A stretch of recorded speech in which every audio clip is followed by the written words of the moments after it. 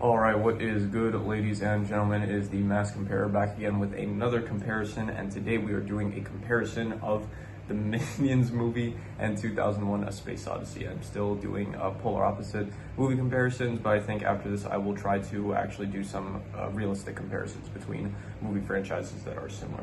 And I want to address the absence of yesterday. I said at the start of this channel that my goal was to get like a video out, or one or two videos out per week, but then I realized that I'm capable of getting out a lot more content in a shorter amount of time, so then it kind of became like a daily upload channel. And so now that I did miss a day, I do feel like not bad, but like part of me feel like part of it is also that like I don't want to feel the need to have to upload daily, because that kind of feels a bit unhealthy. So I don't want to have the mindset where it's like I need to upload every day. So yeah, but anyway, I'm back now. I got drunk, went on a plane. Ended up in Croatia, and then flew back, and then went to bed, and now I am doing a video. And so we are doing a comparison for the Minions movie and 2001 A Space Odyssey. So with that said, let's get into it, starting off with the protagonists. And I'm giving it to the Minions. This is going to be fairly easy, to be honest. This is going to swing mostly to the Minions side, because if you saw my review for 2001 A Space Odyssey, I did not like the film. It did not work for me at all. I know it's like one of the most critically acclaimed movies of all time. I don't get what they see. I don't get how the patience they have. Maybe it is just my generation, and we're Gen Z, like being more, less attention span and stuff like that. But I don't know. It did not work for me. And yeah, so the protagonists, like you have Kevin, Bob, and Stuart. They're a lot more entertaining compared to who was it, the David something, like David from 2001 A Space Odyssey, and Hal, I guess, the robot. They just were not really interesting or anything. Side cast, I'm also giving it to the Minions.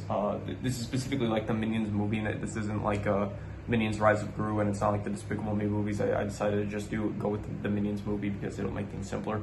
And yes, the side cast, also the Minions, is more interesting. Scarlet Overkill, Herb, the other Minions that are not the three main trio. They're more interesting than 2001, where the side cast was I don't know, the cryo frozen astronauts that were asleep the entire movie. I don't even know, there weren't even side characters. The board members of the space company that were discussing what to do about they were discussing some sort of fake epidemic or something like that. Yeah, I can't even name you the side cast of 2001: A Space Odyssey. Setting, definitely Minions more interesting. I did not care for all the space stuff. I know that was one of the big appeals of the movie, is that it takes place in space. 1968, we haven't gone to the moon yet, so it's this stuff looks really cool and stuff. I've seen what space looks like.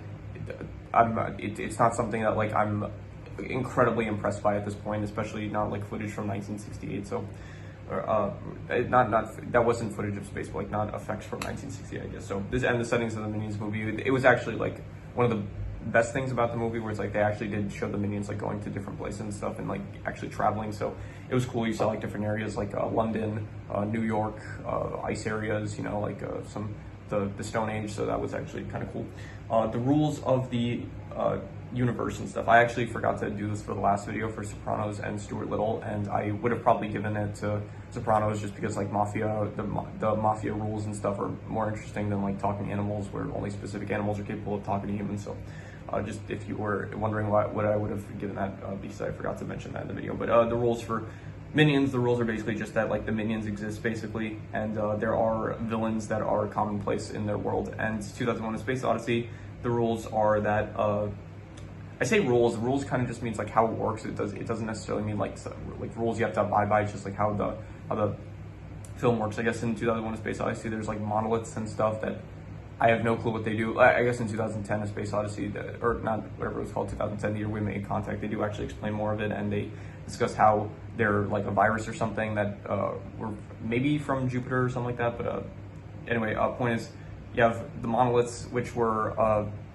nothing really to speak about. And then other than that, there was I guess Hal, who's a smart computer that ended up killing 4 people from the crew. And so the rules, I'm giving it to Minions, just because once again, I don't know, the Minions' existence and the commonplace of villainy is more interesting than anything that was in 2001: Space Odyssey. The plot, absolutely, the Minions, them trying to find a boss, is once again just more interesting than whatever the hell 2001 was, where it's just what was it even? It's the plot was I understand a bit more thanks to 2010, the year we made contact. It was like they went on a mission to discover the monolith and stuff, and then Hal got like contradictory information of like what he was supposed to do, which ended up causing him to kill the crew, and then David ended up reaching the monolith or something, and so he ended up transcending being or something like that. So yeah. So anyway, the plot of the Minions is more interesting in my opinion than trying to find a boss for the Minions to leave.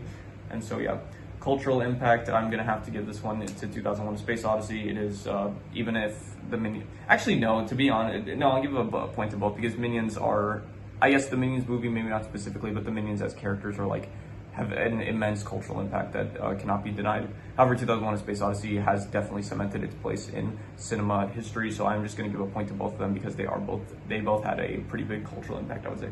In terms of what adults would enjoy more, I don't even know if adults would enjoy 2001: A Space Odyssey. I guess I'll give it to them because the only people I've heard like the film are adults, so I'll give it to that. Kids, absolutely, Minions, they would like more. I don't think any kid is going to want to watch 2001: A Space Odyssey.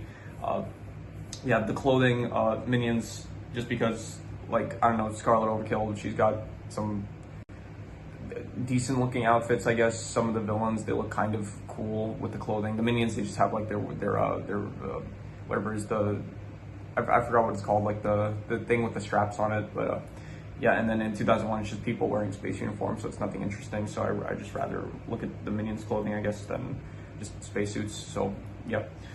The comedy, definitely Minions. 2001: A Space Odyssey does not have comedy. There's nothing more for me to say about that, except I don't know. There were good comedic bits. Was there at the moment? I can't really think of any, but I don't know. It has more comedy, so I'm giving the point to Minions. In terms of action, once again, Minions, it has more cool gadgets and stuff. It's got like action sequences with the Minions like trying to capture the crown and stuff when they're running away from Scarlet Overkill. It's like the action is cooler compared to 2001, which once again does not have action.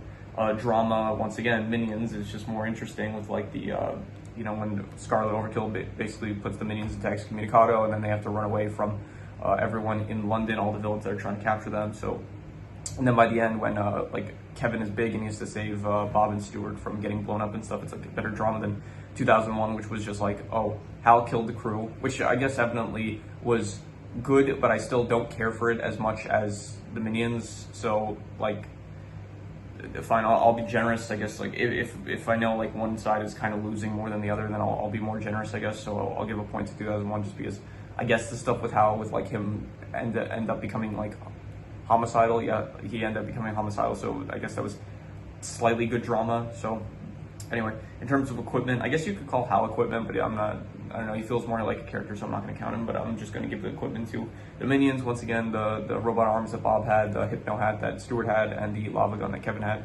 Not to mention the enlarging thing that turned Kevin big by the end. It was cool. And 2001, it has like Hal, I guess, but even so, he's not. Fine, once again, I'll be generous. I'll just give 2001 a point just because it's losing so bad. In terms of actors, I'm giving it to Minions. Sandra Bullock as Scarlet Overkill. She did a good job as a villain. Sounded very menacing and stuff. Herb, I liked his voice actor. The Minions, you got like, I think one guy that does all the Minion voices, and he still does a good job. It's very impressive. He's able to like combine like, I think it's like 10 different languages to create Minionese, which is the language that the Minion speaks. I didn't care for any of the actors in 2001. I guess they did a fine job, but like they're not as memorable in my opinion as like the Minions. So personally, I like Minions better. I hated 2001: A Space Odyssey. It is, to this day, I think my least favorite film I've seen. Like once again, I stated like Rebel 1. I would rather watch 2001: A Space Odyssey over Rebel 1, Rebel Moon, not Rebel 1, Rebel Moon Part 1 and 2.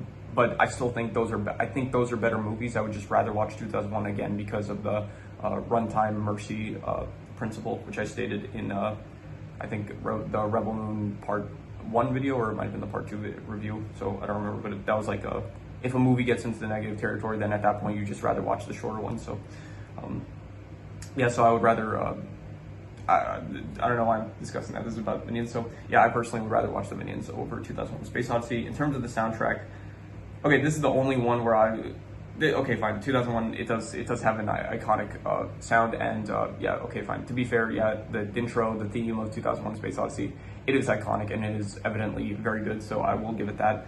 And it has some nice violin tracks in there. Like it does have some decent music of like classical music. My issue is it goes on. They repeat it way too much, so at a certain point it does get annoying. So which is the main problem with the film, is that they keep using shots that take too long. They keep reusing tracks and stuff that like get so annoying, and it's just at some point like you're bored of all of it. So anyway, I added a new category, which is visuals.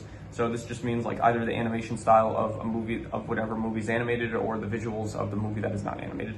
And so I'm going to give the visuals to Minions, just because I did not care for the visuals of 2001: A Space Odyssey. I know that a lot of people said it was like revolutionary, incredible achievement for cinema or whatever. At this point, we're in 2025. I've seen better looking stuff. This does not impress me. I guess like for 1960, I guess like good job. I guess it looks pretty good for that year, but it's still like I'm not impressed by it as much as the Minions. So I wonder how much like generosity I should be giving, because at certain categories, like I did end up giving just a free point kind of to 2001, and I guess that is fine, but I also kind of feel like that maybe kind of taints the final score, because the final score would end up being lower than it should be. So it feels like the movies are closer in quality than they actually are, because realistically, if I wasn't generous, 2001 would have probably only gotten, I think, 2 points in total for like adults and soundtrack, but I ended up also saying drama, equipment, culture, visuals. So yeah, I gave it like some free points, but anyway, whatever. Let's do the, there's no really calculations to do, so I'm not doing King Crimson for these videos because I can just count here. 2001 got 6 points in total, and Minions got, let's see here, 2, 4, 6, 8, 10, 12, 14, 15. So it is 6 to 15 in favor of Minions. So Minions is the winner. Minions is, in my opinion, better than 2001: A Space Odyssey, and it's the first time, well, before I did John Wick vs. Barbie, and then I did Barbie Life in the Dream House, not the Barbie movie, and then after that I did Sopranos versus Stuart Little. So so far it's only been like polar opposites between like really like not really childish stuff, but like stuff that's like more for kids versus stuff that's like heavily for adults. And this is the first time that the kids one ends up winning rather than the adult one. So very interesting to see. And yeah, so that is pretty much all there is to it. If you have any recommendations, any shows, movies, video game stories, anime, web series, anything that you want me to review, rank, or compare, if you have any categories you want to suggest, you can leave that in the comments as well. And yeah, well, I also just want to state that I apologize for the lack of like consistent uploads. I'm gonna probably once again I stated that by the time after Monday, I think I'm gonna get to back to a more consistent like upload schedule, and I'm going to be releasing some. I got stuff in the works, so I'll just say that. So yeah, anyway, so that is pretty much all there is to it. So let's leave it at that.